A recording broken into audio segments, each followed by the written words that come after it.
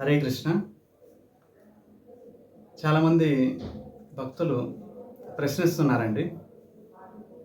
అక్షయ తృతీయ 10వ తారీఖా లేక 11వ తారీఖా అని.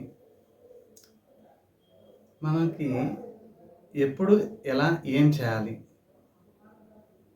ఏ నియమాలు ఎప్పుడు ఎలా పాటించాలి? ఈ విషయాలన్నీ కూడా మనకి శాస్త్రాలే ప్రమాణము. తస్మా శాస్త్రం ప్రమాణంతే. ప్రతి విషయంలో కూడా శాస్త్రమే ప్రమాణము. శాస్త్రం చెప్పినట్లు నడుచుకుంటే మనము సరైన పద్ధతిలో వెళ్ళగలుగుతాము. అలాగే ఈ తిథుల గురించి కూడా నిజానికి ఈరోజు ఏం తిథి, ఈ విషయం గురించి కూడా మనము శాస్త్రంలో చెప్పినట్లుగా అనుసరించినట్లయితే మనం తప్పకుండా సరైన ఫలితాన్ని పొందగలం.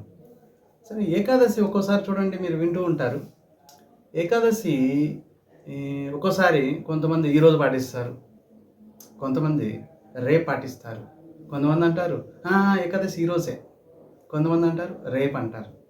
నిజానికి తిథిని ఏ విధంగా లెక్కించవచ్చు, ఈ విషయం గురించి మనం చెప్పుకుంటాం. అలాగే అక్షయ తృతీయ ఏ రోజు పాటించాలి, 10వ తారీఖా లేక 11వ తారీఖా, ఈ విషయాల గురించి మనం చెప్పుకుంటామండి. మొట్టమొదటి తిథుల గురించి. ఏకాదశిని అసలు ఎలా నిర్ణయించవచ్చు?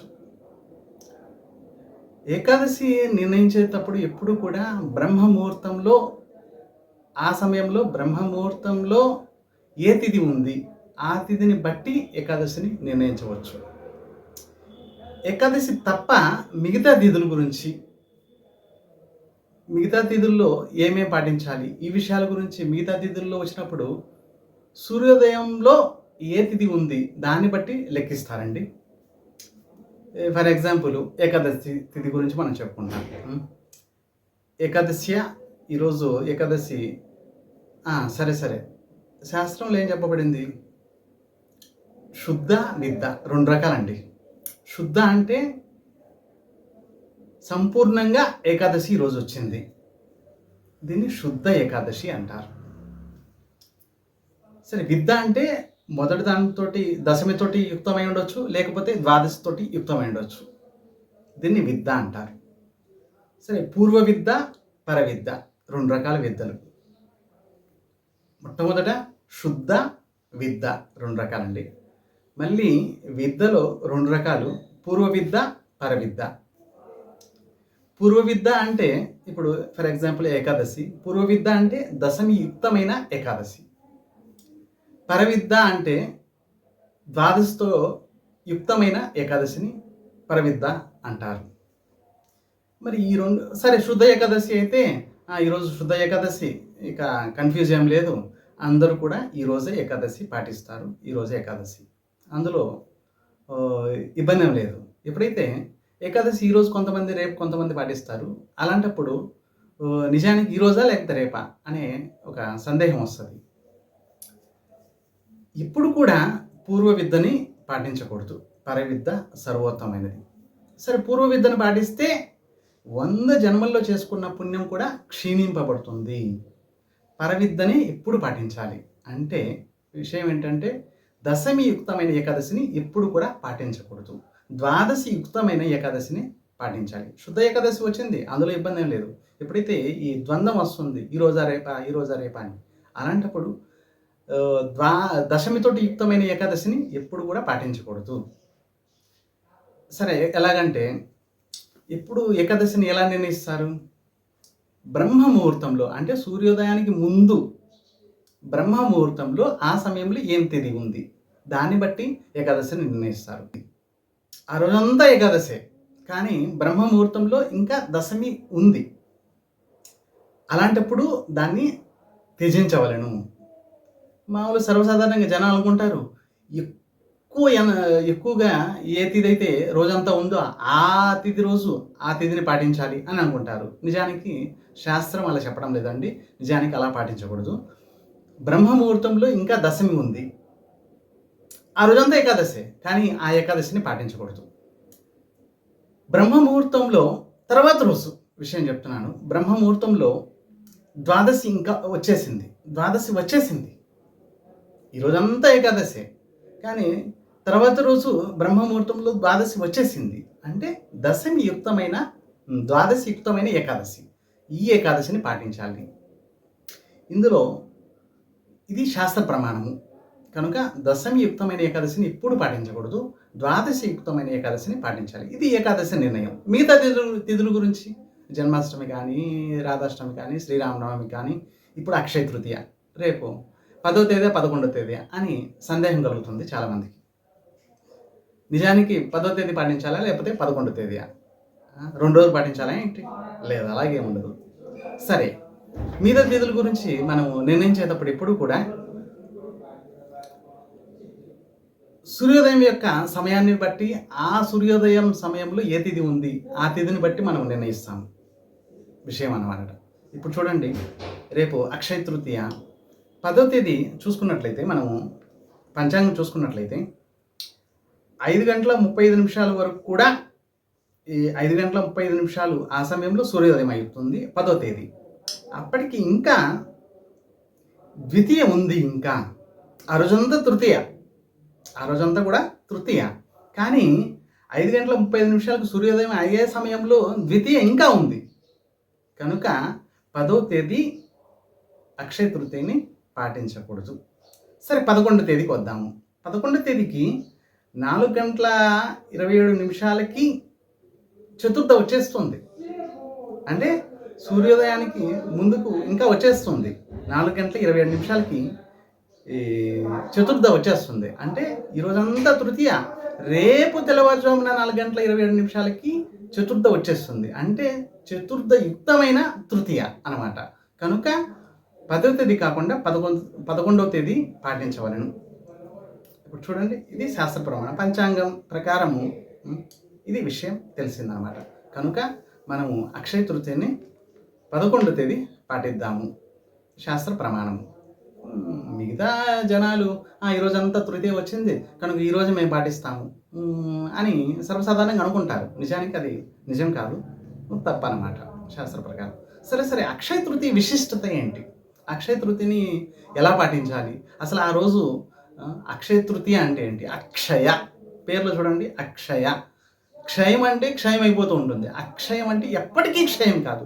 మీరు ఆ రోజు అక్షయ తృతీయ రోజు భక్తులంటే ఎవరైతే మంత్రదీక్ష తీసుకున్నారు, భక్తులయ్యారు, వారికి ప్రతిరోజు కూడా అక్షయ తృతీయ. సర్వసాధారణంగా జనులు విశేషమైన రోజుల్లో విశేషమైన పనులు చేయడానికి ఇష్టపడతారు. సర్వసాధారణంగా ఈ కలియుగంలో ఈ సంసారం యొక్క కార్యాలలో చాలా బిజీగా ఉంటారు. వారికి విశిష్టమైన రోజు, పలానా రోజు విశిష్టమైన రోజు అనగానే అబ్బాబ్బా విశిష్టమైన రోజు వచ్చింది కనుక విశిష్టమైన పనులు చేస్తే బాగుంటుంది అని అనుకుంటారు.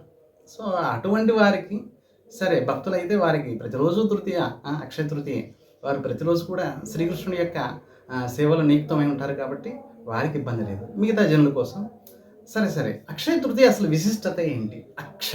క్షయం అంటే క్షయం అయిపోతూ ఉంటుంది. అక్షయం అంటే అసలు ఎప్పటికీ క్షయం కాదు. కనుక అక్షయ తృతీయ రోజు మీరు చేసే ప్రతి పుణ్యకార్యము అక్షయముగా ఉంటుంది, ఎప్పటికీ క్షయం కాదు. దాని యొక్క పుణ్యము క్షయం కానే కాదు. ఇది విషయం అన్నమాట. సరే అక్షయ తృతీయ మీరు చేసే ప్రతి పుణ్యం కూడా, ఆ రోజు మీరు చేసే ప్రతి కార్యం కూడా, మీరు ఏ పుణ్యకార్యాన్ని ఆరంభించండి, దానం చేయండి, అన్నదానం కానీ, వస్త్రదానం కానీ, బంగారం కొనుగోలు కానీ, లేకపోతే వాహనం కొనుగోలు కానీ, ఎటువంటి పుణ్యకార్యాలైనా సరే, ఎటువంటి శుభకార్యాలైనా సరే అక్షయ తృతీయ రోజు ఆరంభిస్తే మీకు జయమే జయము, అపజయం ఉండదు. సరే, అక్షయ తృతీయ విశిష్టత ఏంటి? అసలు శాస్త్రం ఏం చెప్తుంది? అక్షయ తృతీయ రోజు ఏమేమి జరిగాయి? అసలు అక్షయ తృతీయ అంటే ఏంటో చెప్పుకున్నాము. ఆ రోజు జరిగే కార్యాలన్నీ కూడా అక్షయంగా ఉంటాయి, క్షయం ఎప్పటికి కావు. సరే, అక్షయ తృతీయ రోజు చాలా విశిష్టతలు ఉన్నాయండి.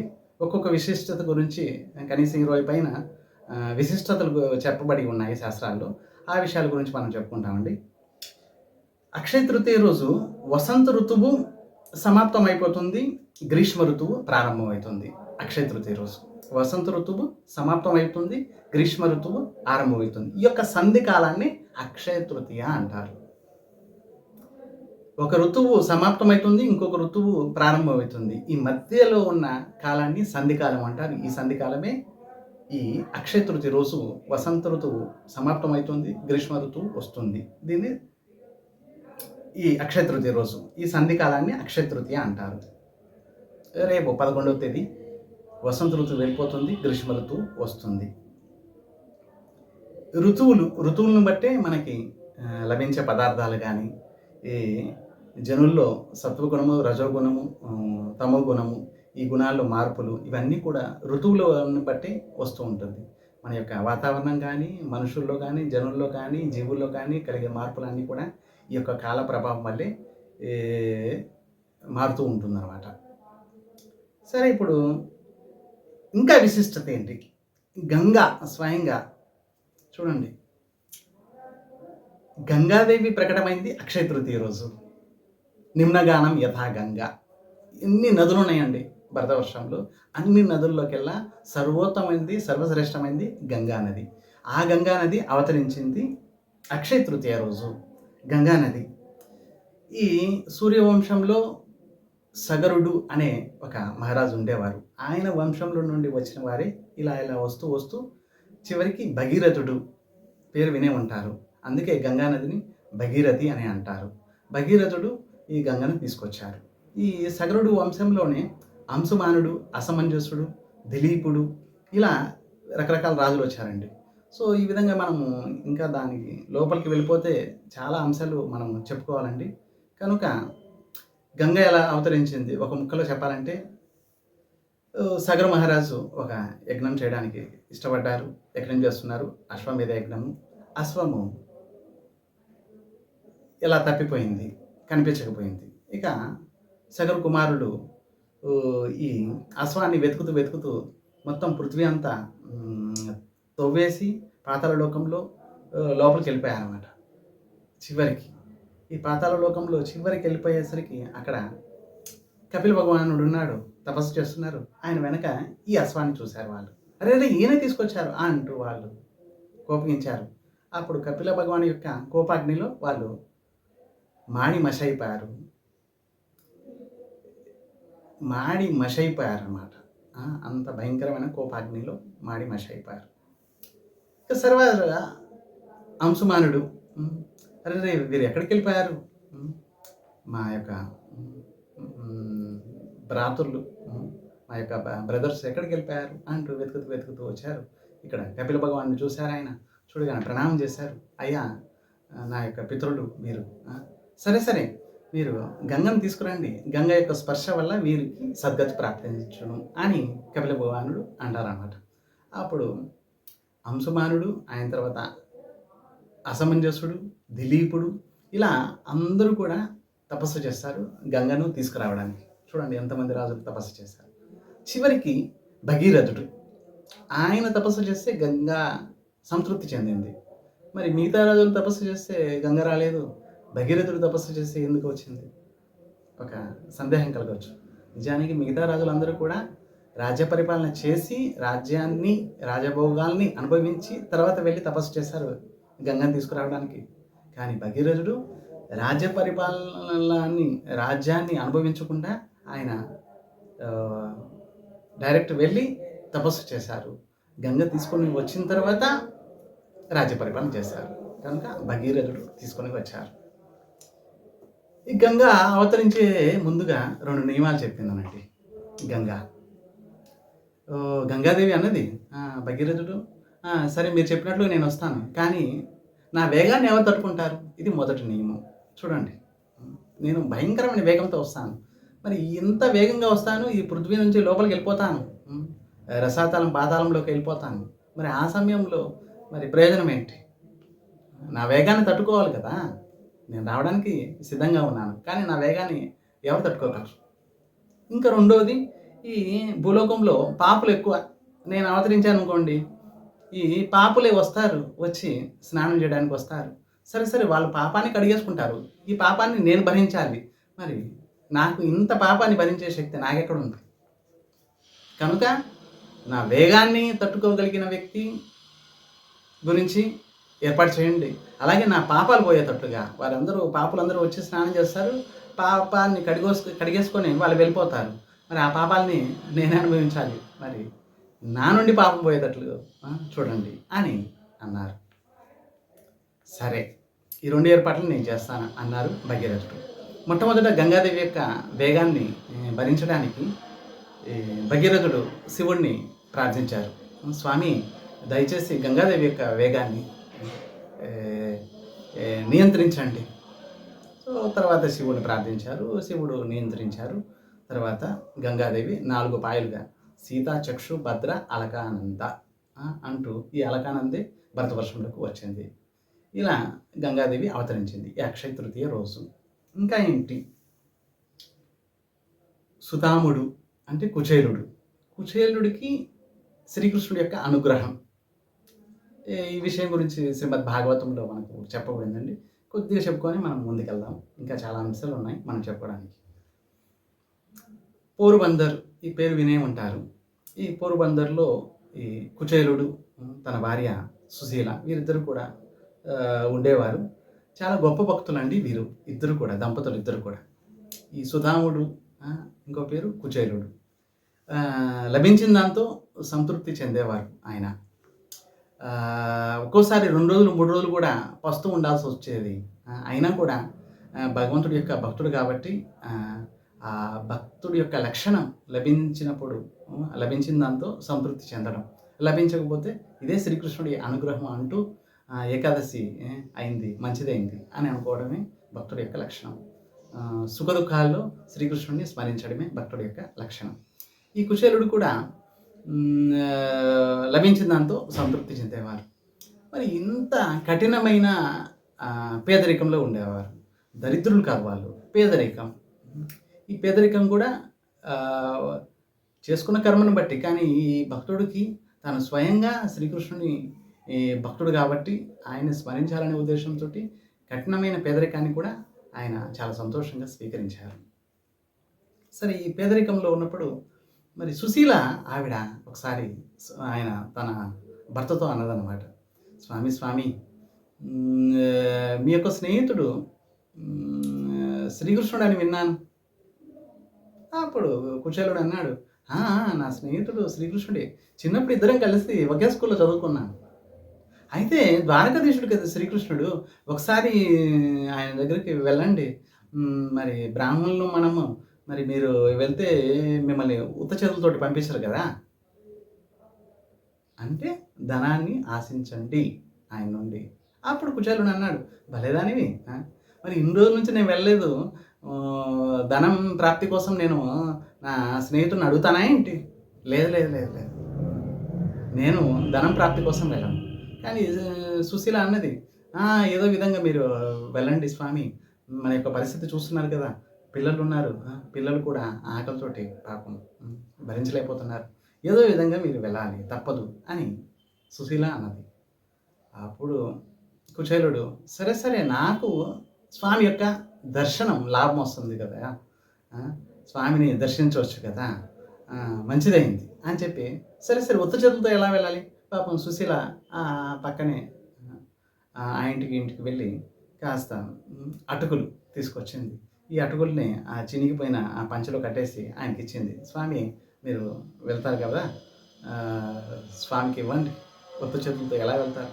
సరే, కుచేలుడు చాలా కష్టంతో ఆ చినిగిపోయిన బట్టలతోటి కరబట్టుకొని మరి ఇంత పేదరికంలో ఉన్నారు. అప్పుడు వెళ్ళారు.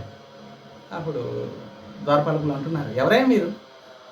నేను శ్రీకృష్ణుడి చిన్ననాటి స్నేహితుడిని, స్వామిని దర్శించడానికి వచ్చాను. వాళ్ళెవరండి బాబు, మీరు శ్రీకృష్ణుడి స్నేహితులు ఏంటి అంటూ ఒక ద్వారపాలకుడు, సరే నేను లోపలికి వెళ్ళి కనుక్కుంటాను అంటే ఈ విధంగా లోపలికి వెళ్ళారు. శ్రీకృష్ణుడు పరిగెత్తుకుంటూ వచ్చారు. సుధాముడు, కుచేలుడు పేరు వినగానే పరిగెత్తుకుంటూ వచ్చారు.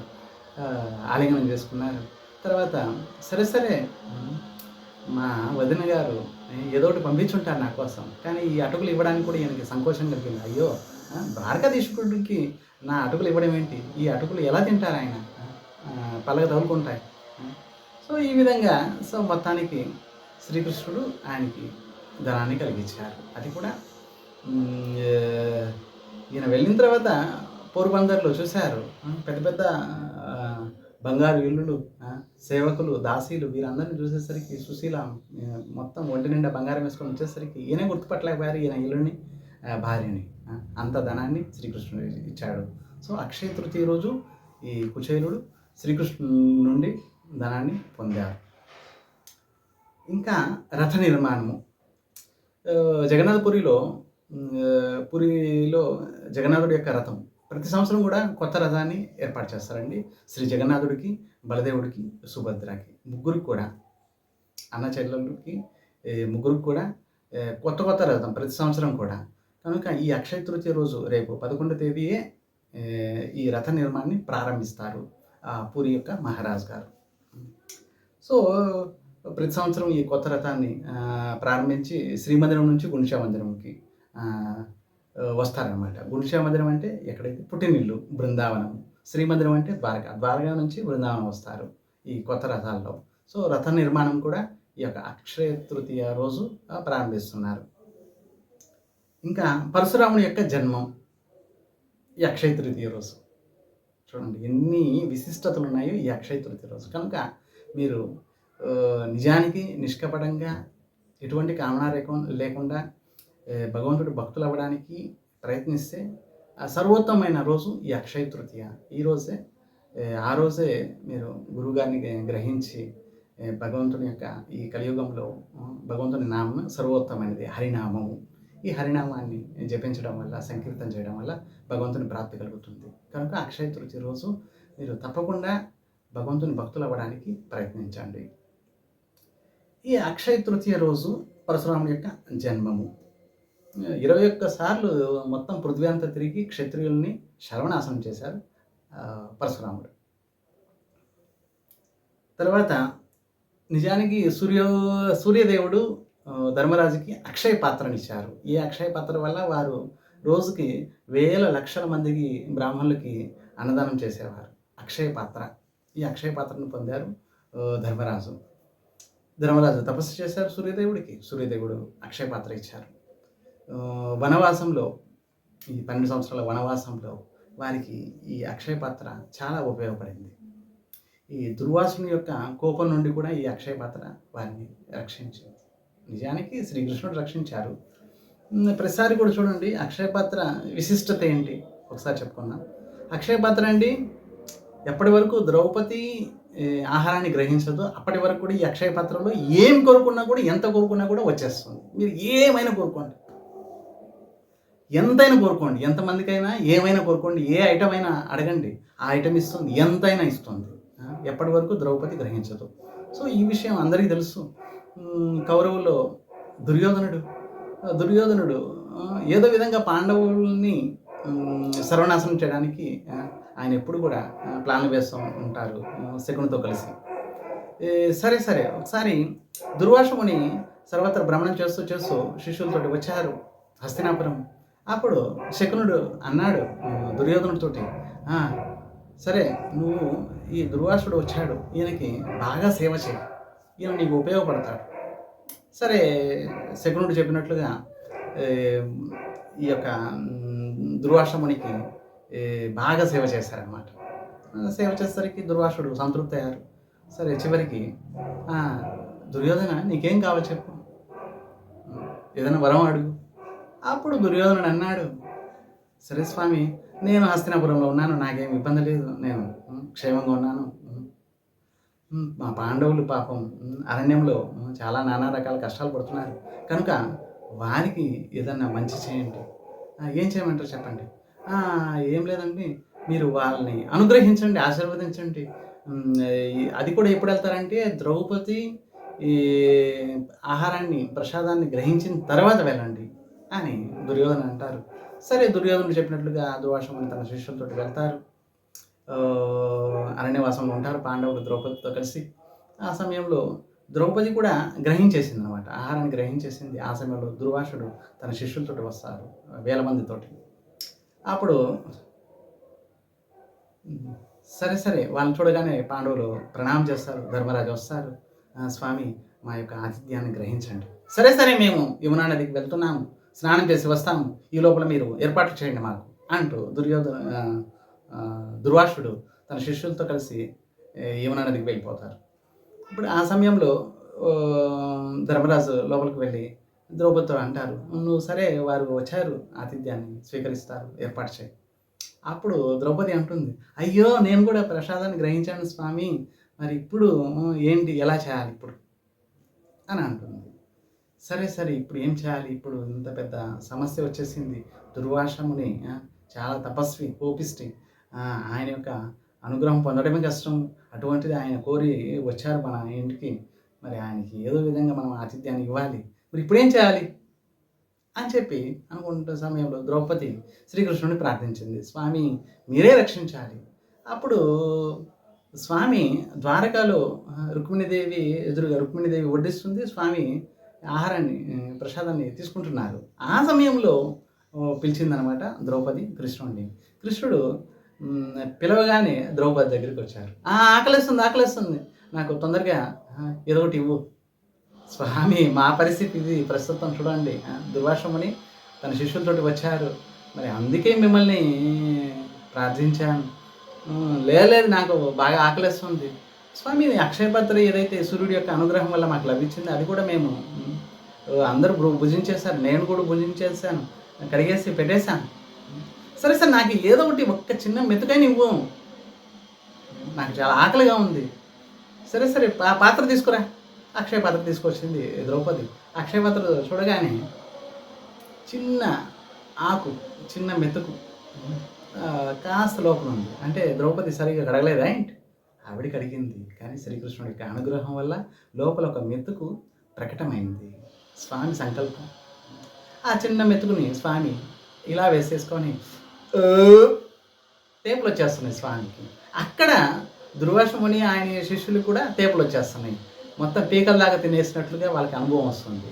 అప్పుడు అక్కడి నుంచి దుర్వాసముని అంటున్నారు, అరే రే ఏంటి మనం అసలు తినకుండానే పొట్ట నిండిపోయినట్లు తేపులు వస్తున్నాయి, మనం ఇప్పుడు వారు పాండవులు వచ్చి పిలిచారంటే వాళ్ళు వెళ్ళకపోతే మేము ఇన్ని ఏర్పాట్లు చేశాం స్వామి, మీరు మా ఆతిథ్యాన్ని ఎందుకు స్వీకరించడం లేదు అని అంటారు వాళ్ళు, కనుక మనం ఇక్కడి నుంచి ఇక్కడే పారిపోదాం అంటూ వాళ్ళు పారిపోయారు. భీముడు వెళ్ళాడు పిలవడానికి, వాళ్ళు వెళ్ళిపోయారు. ఇలా రక్షింపబడ్డారు. కనుక ఈ సూర్యదేవుడు ధర్మరాజుకి అక్షయ పాత్ర ఇచ్చిన రోజే అక్షయ తృతీయ. అలాగే దక్ష ప్రజాపతి పేరు వినే ఉంటారు. దక్ష ప్రజాపతికి చాలామంది కుమార్తెలు ఉన్నారు. అందులో మూర్తి అనే ఆవిడ. ఈ మూర్తిని ధర్ముడు అని ఆయనకి ఇచ్చారు. ఈ మూర్తికి ధర్ముడికి ఇద్దరికి జన్మించారు నరనారాయణుడు. బోలో నరనారాయణ స్వామికి. సో నరుడు నారాయణుడు వీరిద్దరు కూడా జన్మించిన రోజు అక్షయ తృతీయ. అలాగే బద్రీనాథ్ ఇప్పుడు చార్ధామ్ యాత్ర మీకు తెలిసే ఉంటుంది, మీరు వెళ్ళే ఉంటారు. గంగోత్రి, యమునోత్రి, కేదార్నాథ్, బద్రీనాథ్, ఈ నాలుగుని చార్ధామ్ యాత్ర అంటారండి. కనుక అక్షయ తృతీయ రోజు ఈ యాత్రని ఆరంభిస్తారు. అంటే ఈ కేదార్నాథ్, బద్రీనాథ్ చాలా మంచు పడుతూ ఉంటుంది. కనుక 6 నెలలు దేవతలు సేవ చేస్తారు. 6 నెలలు ఈ భరతవర్షంలో మనుషులు సేవ చేస్తారు. కనుక అక్షయ తృతీయ నుండి 6 నెలల కాలం పాటు మనుషులకి అవకాశం ఉంది సేవ చేయడానికి. కనుక అక్షయ తృతీయ రోజు ఈ యొక్క చార్ధామ్ యాత్ర ఆరంభించి ఈ కేదార్నాథ్, బద్రీనాథ్, గంగోత్రి, యమునోత్రి ఆ యొక్క ద్వారాన్ని ఓపెన్ చేస్తారు, తెరుచుతారు భక్తుల కోసం, పూజల కోసం. ఇంకా చందనోత్సవం, ఇది చాలా సర్వోత్తమైన విశిష్టమైనది. చందనోత్సవం ఆరంభం పూర్వకాలంలో మాధవేంద్రపురి మహారాజ్ అనే ఒక గొప్ప మహానుభావుడు ఉండేవారు. స్వయంగా కృష్ణుడే ఆయనకి ఆజ్ఞాపించారు, నాకు కాస్త వేడిగా ఉంది, నువ్వు జగన్నాథపురి వెళ్ళి నా కోసము చందనం తీసుకురా అంటూ. సో భగవంతుడు చెప్పగానే, శ్రీనాథుడు చెప్పగానే మాధవేంద్రపురి వెళ్ళి మహారాజు వెళ్ళి జగన్నాథపురికి వెళ్ళి చందనాన్ని తీసుకొచ్చారు స్వామికి. సో అక్షయ తృతీయ రోజు చందనోత్సవం ఆరంభం. 21 రోజులండి. జగన్నాథపురిలో మిగతా అన్ని చోట్ల కూడా ఎక్కడెక్కడ రాధాకృష్ణ టెంపుల్ ఉన్నాయి, ఎక్కడెక్కడ వైష్ణవ ఆలయాలు ఉన్నాయి. ఈ యొక్క చందనోత్సవం ఆరంభిస్తారు అక్షయ తృతీయ నుంచి. 21 రోజులు కంటిన్యూగా, ఎవరు 3 రోజులు, ఎవరు 5 రోజులు, కానీ నిజానికి 21 రోజులు. జగన్నాథపురిలో స్వయంగా మదనమోహన్ అండి. శ్రీ జగన్నాథుడి యొక్క ఉత్సవ విగ్రహం పేరు మదనమోహనుడు. లక్ష్మీ సరస్వతి వీరిద్దరితో కలిసి మదనమోహన్ బయలుదేరుతారు శ్రీమందిరం నుంచి నరేంద్ర సరోవరంకి. 21 రోజులు 21 రకాల వేషాలు, రూపాలతోటి స్వామి పల్లకిలో బయలుదేరుతారు. చాలా అద్భుతం అండి. మీరు తప్పకుండా దర్శించండి. జగన్నాథపురి వెళ్ళండి. రేపు అక్షయ తృతీయ నుంచి 21 రోజులు కంటిన్యూగా ప్రతిరోజు కూడా స్వామి శ్రీమందిరం అంటే మెయిన్ మందిరం నుంచి నరేంద్ర సరోవరానికి వస్తారు. ప్రతిరోజు కూడా ఒకరోజు రాముడి వేషం, వరాహ వేషం, ఇలా 14వ రోజు శ్రీ చైతన్య మహాప్రభుడు షడ్భుజ వేషం వేసుకొని వస్తారు. కనుక శ్రీ చైతన్య మహాప్రభుడు రాధాకృష్ణుల యొక్క మిళిత తనువు, స్వయంగా జగన్నాథుడే శ్రీ చైతన్య మహాప్రభు ఆ రూపంలో వస్తారు. ఇలా 21 రోజులు నరేంద్ర సరోవరం వచ్చి 21 రోజులు 21 రౌండ్లు వేస్తారు ఈ బోట్లో. నౌకా విహారం అంటారు. మొట్టమొదటి రోజు ఒక రౌండ్ వేస్తారు, రెండో రోజు 2 రౌండ్లు, ఇలా 21 రోజులు 21 రౌండ్లు వేస్తారు నౌకా విహారం.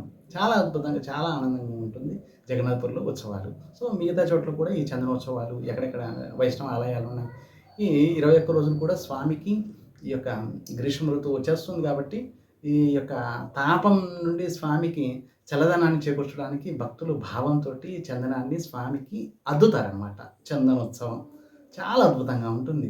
ప్రతిరోజు కూడా చందనము నూరి ఆ యొక్క చందనాన్ని, ఆ యొక్క పచ్చకర్పూరము, జాజికాయ, ఇవన్నీ మిశ్రితమైన అత్యంత సుగంధాన్ని, ఆ యొక్క పేస్ట్ని స్వామివారి యొక్క శ్రీయంగాలకి బాగా రాస్తారన్నమాట. చల్లదనాన్ని చేకూర్చుతారు. కనుక ఈ అక్షయ తృతీయ రోజే చందనోత్సవం ఆరంభము. ఇంకా హయగ్రీవుని యొక్క అవతారము. ఎప్పుడైతే స్వయంగా భగవంతుడు నారాయణుడు బ్రహ్మకి వేదాలను ఇచ్చారండి, ఈ వేదాల్ని కొంతమంది అసురుడు దొంగిలించారు. వాళ్ళ నుండి రక్షించడానికి హయగ్రీవుడిగా స్వయంగా భగవంతుడు అవతరించి వాళ్ళ నుండి వేదాల్ని తీసుకొని మళ్ళీ బ్రహ్మకి తిరిగిస్తారు. అలాగే ఈ అక్షయ తృతీయ రోజే సత్యయుగం ఆరంభము. చూడండి, 4 యుగాలండి. సత్యయుగము, త్రేతాయుగము, ద్వాపరయుగం, కలియుగం. సత్యయుగం ఆరంభము ఈ అక్షయ తృతీయ నుంచి. అలాగే త్రేతాయుగం ఆరంభం కూడా ఈ అక్షయ తృతీయ నుంచి. అలాగే ద్రౌపదికి వస్త్రాన్ని ప్రదానం చేసింది కూడా అక్షయ తృతీయ రోజు. చూడండి ఎన్ని విశిష్టతలు ఉన్నాయి, చాలా అద్భుతం. కనుక అక్షయ తృతీయ రోజు మీరు చేసే ప్రతి నామజపం కానీ, సంకీర్తన కానివ్వండి, భగవంతుని యొక్క సేవ కానివ్వండి, అన్నీ కూడా సర్వ విశిష్టమైన ఫలితాన్ని లభిస్తాయి. ఏకాదశి రోజు నామాన్ని ఎక్కువ చేస్తే విశిష్టమైన ఫలితం లభిస్తుంది. అలాగే మనం ఈ అక్షయ తృతీయ రోజు సర్వోత్తమైనవి పనులంటే భగవంతుని యొక్క సేవ, భక్తి సర్వోత్తమైనది. కనుక అక్షయ తృతీయ రోజు మనం ఇంకా భక్తి చేద్దాం, ఇంకా నామం చేద్దాం, ఇంకా సేవ చేద్దాం. భగవంతుని సంతృప్తి కలిగించేటట్లుగా, వైష్ణవుల్ని సంతృప్తి కలిగించేటట్లుగా, గురువుగారిని సంతృప్తి కలిగించేటట్లుగా, హరి గురువు వైష్ణవుడు వీరు ముగ్గురు కూడా సంతృప్తి అయ్యారంటే మన యొక్క జన్మ ధన్యమైనట్లే. ఇంకా ఏంటి, ద్రౌపదికి వస్త్రం ప్రదానం చేసింది కూడా ఎప్పుడైతే కురుసభలో దుశ్శాసనుడు, దుర్యోధనుడు వీరందరూ కూడా అవమానించారు ద్రౌపదికి, వస్త్రాన్ని హరించడానికి ప్రయత్నించాడు దుశ్శాసనుడు. అప్పుడు ద్రౌపది మరి ఇంత బలవంతులైన పాండవులు ఉండి కూడా మరి నిస్సహాయ స్థితిలో ఉండిపోయారు వాళ్ళు పాపం. ఆ సమయంలో కృష్ణుడిని ప్రార్థించింది, గోవింద నువ్వే రక్షించు స్వామి, నువ్వే రక్షించు స్వామి, ఓ ద్వారకాధీశ నువ్వే రక్షించు స్వామి అంటూ ప్రార్థించింది. కృష్ణుడు సర్వంతర్యామి, నిజానికి అప్పుడు అక్కడ లేరా ఏంటి, కృష్ణుడు ఉన్నారు. కానీ ఈవిడ ద్వారకాధీశ అనగానే మళ్ళీ ద్వారకాకి వెళ్ళి వచ్చారంట స్వామి. ఎంత దయగలిగిన స్వామి చూడండి. స్వామి ఎందుకు ఇంత లేట్ అయిపోయింది, నువ్వే కదమ్మా అన్నావు, ఓ ద్వారకాధీశ అనగానే నేను ద్వారకాకి వెళ్ళి మళ్ళీ వచ్చాను. సో ఇదొక చమత్కారం. సో స్వామి వస్త్రాన్ని ప్రదానం చేశారు ద్రౌపదికి అక్షయ తృతీయ రోజు. ఇంకా వల్లభాచార్యులు వారు ఈ యొక్క శ్రీనాథుడి యొక్క మందిరాన్ని స్థాపించారు. నాథ్వారం అంటారండి. మీరు ఎప్పుడైనా వెళ్తే రాజస్థాన్లో ఉంది నాథ్వారం. శ్రీనాథుడు స్వయంగా ప్రకటన చేశారు మన మాధవేంద్రపురి మహారాజు. ఆ తర్వాత వల్లభాచార్యులు వారు ఆయన కోసం మందిరాన్ని ప్రతిష్ఠించారు నాథ్వారంలో. అలాగే లక్ష్మీదేవి స్వయంగా కుబేరుడికి ధనాన్ని ఇచ్చింది కూడా అక్షయ తృతీయ రోజే. చూడండి ఎన్ని విశిష్టతలు ఉన్నాయో అక్షయ తృతీయ రోజు. ఇంకా ఏంటి, బాంకే బిహారీ, ఇప్పుడు మేము ప్రస్తుతం బృందావనంలో ఉన్నామండి. ఈ బాంకే బిహారీ ఇక్కడ నుంచి 3 కిలోమీటర్ల దూరంలో ఉందండి. ఈ బాంకే బిహారీ యొక్క చరణ దర్శనం. బాంకే బిహార్‌లో ఇప్పుడు కూడా ఢిల్లీ, ఆగ్రా నుంచి భక్తులు విపరీతంగా వస్తారు స్వామిని దర్శించడానికి. స్వయంగా ప్రకటమైన స్వామి కాబట్టి బాంకే బిహార్‌లో సర్వోత్తమైన దర్శనం. మరి చరణ దర్శనము అక్షయ తృతీయ రోజు ఒక్కరోజు మాత్రమే చరణ దర్శనం. ఇంకా మహాభారత యుద్ధం సమాప్తమైంది కూడా అక్షయ తృతీయ రోజు. చూడండి ఎన్ని విశిష్టతలు ఉన్నాయి. అక్షయ తృతీయ రోజే మహాభారతం యొక్క యుద్ధం సమాప్తమైంది. ఇంకా అన్నపూర్ణమ్మ, ఎవరైతే సర్వులకి అన్నాన్ని ప్రదానం చేస్తుంది అన్నపూర్ణమ్మ దేవి, ఆవిడ కూడా ప్రకటమైంది. జన్మతిథి కూడా అక్షయ తృతీయ రోజు. ఇంకా ఏంటి, శ్రీమద్ భాగవతం స్వయంగా ప్రారంభించారు వ్యాసదేవులు. ఈ ప్రారంభించిన రోజు కూడా అక్షయ తృతీయ. చూడండి ఎన్ని విశిష్టతలు ఉన్నాయో. ఎప్పుడైతే నారదముని చెప్పారు వ్యాసదేవులకి, వ్యాసదేవులు 17 పురాణాలు రాశారు, అయినా కూడా ఆయన సంతృప్తి కలగలేదు. ఆ సమయంలో ప్రార్థిస్తున్నారు, ఇప్పుడు ఏం చేయాలి, నేను రాసిన ఈ యొక్క పురాణాలకి నాకే సంతృప్తి కలగడం లేదు, మరి కలియుగంలో వచ్చే జనులకి నేను మంగళాన్ని అలాగే వారికి కళ్యాణాన్ని ఎలా చేకూర్చాలి అని అనుకుంటున్నారు. ఆ సమయంలో నారదముని వచ్చి ఆయనకి చెప్పారు, అయ్యా మీరు శ్రీమద్ భాగవతాన్ని, శ్రీకృష్ణుడి యొక్క లీలల్ని అన్నింటినీ రాయండి, మీరు తప్పకుండా సంతృప్తి చెందుతారు. మరి కలియుగంలో వచ్చే జీవులు కూడా ఆ యొక్క శ్రీమద్ భాగవతానికి ఆశ్రయం తీసుకొని వారు కూడా ఉద్ధరింపబడతారు అని అన్నారు. అప్పుడు నారదముని యొక్క ఆజ్ఞ వలన, ఆయన చెప్పిన ఉపదేశాల వలన వ్యాసదేవుడు సరే శ్రీమద్ భాగవతం రాస్తాను, ఎవరు పురాణాల్లో నాకు సహకరిస్తారు రాయడానికి? గణేశుడిని ప్రార్థించారు. వినాయకుడు వచ్చారు, అయ్యా శ్రీమద్ భాగవతం రాద్దాం, సరే సరే అని చెప్పి ఆయన ఏ శ్లోకాలను అయితే చెప్పారో గణేశుడు ఆ యొక్క శ్లోకాన్ని రాశారు. కనుక శ్రీమద్ భాగవతం రాసిన రోజు అక్షయ తృతీయ రోజు. ఇంకా ఏంటి, వృషభదేవుడు, మరి ఎన్నో రకాల అవతారాలు ఉన్నాయి శ్రీమద్ భాగవతంలో. వృషభదేవుడు గురించి మీరు వినే ఉంటారు. ఈ వృషభదేవుడు భగవంతుడి అవతారాల్లో మరి పరమహంస స్థితిలో ఉంటారు. ఈ వృషభదేవుడు 13 నెలల కాలం పాటు ఏమీ తీసుకోలేదు ఆయన. ఆ తర్వాత చెరకు రసం తీసుకున్నారు. ఆ చెరకు రసం తీసుకున్నది కూడా అక్షయ తృతీయ రోజు. సో ఆయన నుండే ఈ జైన మతం వచ్చేసింది. జైనులందరూ కూడా ఆయనే మాకు సర్వము అంటూ ఆయన నుండి వారు నియమాలు పాటిస్తారు. ఆయన ఏ విధంగా అయితే పరమహంస స్థితిలో ఉంటారు, ఈ జైన మతాన్ని అవలంబించే వారు కూడా ఆయనలాగా నియమాలు పాటించడానికి ప్రయత్నిస్తారు. ఇంకా స్వయంగా శంకరాచార్యులు వారు ఈ కనక స్తోత్రాన్ని కూడా స్తుతించింది కూడా లక్ష్మీదేవిని స్తుతించారు. దీన్నే కనక స్తోత్రం అంటారు. ఇది కూడా అక్షయ తృతీయ రోజు. కనుక అక్షయ తృతీయ రోజు ఎన్ని విశిష్టతలు ఉన్నాయి. కనుక బంగారం కొనుగోలు, స్వయంగా లక్ష్మీదేవి కుబేరుడికి ధనాన్ని ఇచ్చింది. కనుక మరి మీరు కొనే బంగారం కూడా క్షయం కాదు, అక్షయంగా ఉంటుంది అనే ఉద్దేశంతో జనాలు బంగారాన్ని కూడా కొనడానికి ఇష్టపడతారు. కనుక ఆ రోజు చాలా రకరకాల ఆఫర్స్ పెడతారు బంగారం షాపుల వాళ్ళు. కనుక అక్షయ తృతీయ రోజు మీరు వేసే ప్రతి అడుగు, మీరు చేసే ప్రతి పుణ్యకార్యము, శుభకార్యము అంతా కూడా అక్షయంగా ఉండాలని భగవంతుని ప్రార్థిస్తున్నాను. మీరు ఎన్ని రకాల పుణ్యకార్యాలు చేస్తారు, ఈ అక్షయ తృతీయ రోజు మీరు ప్రారంభిస్తారు.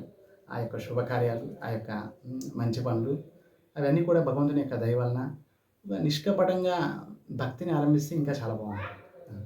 భక్తిని చేయాలి. భక్తి వలనే భగవంతుడు వశమవుతారు.